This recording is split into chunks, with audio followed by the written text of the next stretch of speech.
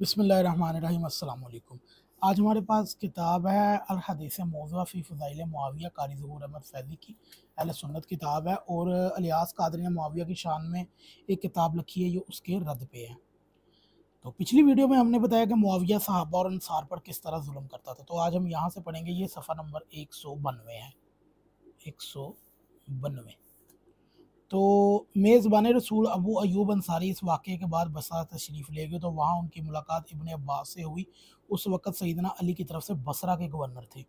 उन्होंने गुफ्त व शनीद के बाद अर्ज़ किया, ए अबू अयूब, मैं चाहता हूँ कि आपकी खातिर उसी तरह अपने मस्कन से निकल जाऊँ जिस तरह आप रसूलुल्लाह की खातिर निकल गए थे।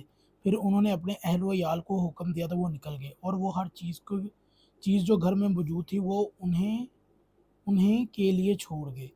फिर जब जाने लगे तो कहा, आपकी कोई और ज़रूरत? उन्होंने कहा, मेरा वजीफ़ा 8 गुलाम दीजिए जो मेरी ज़मीन में काम करें।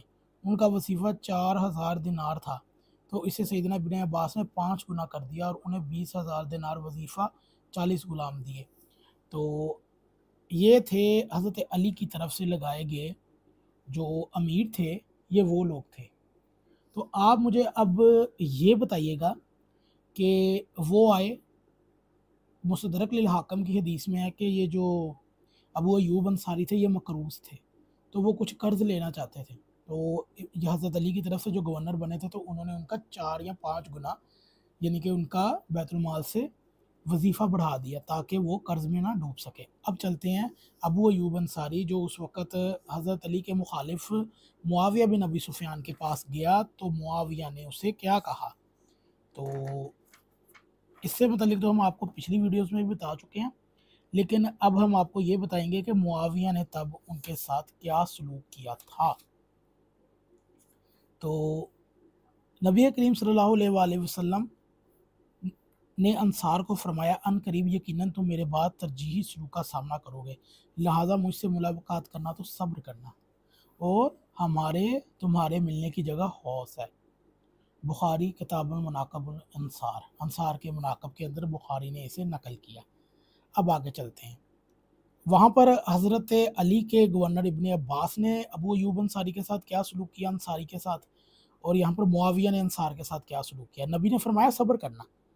अच्छा, मुकस्सम बयान करते हैं कि अबू अयूब अंसारी ने मुआविया के पास आकर अपनी कोई ज़रूरत का ज़िक्र फरमाई, तो मुआविया ने कहा, क्या तुम उस्मान के कातिल नहीं हो?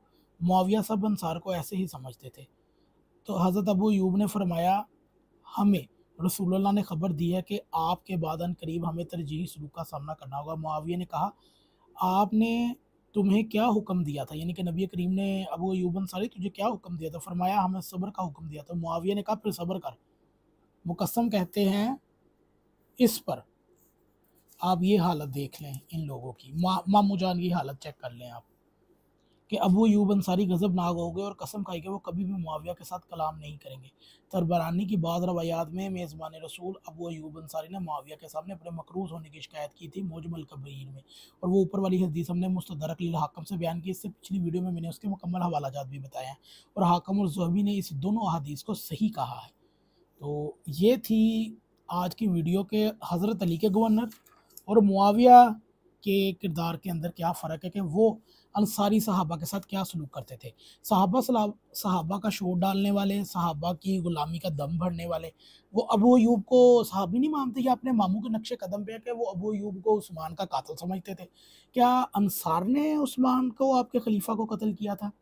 अगर तो आपके मामू मुआविया की बात सच्ची है कि वो अंसार को कातिल उस्मान समझते थे, तो फिर आपका अल्लाह ही वारिस है। उसकी वजह ये है कि तमाम अंसार के मुतल्लिक आपका क्या फ़तवा है जिन्होंने आपका खलीफा कत्ल किया है। तो अगर खलीफा कत्ल नहीं किया तो इसका मतलब आपका मामू झूठा है।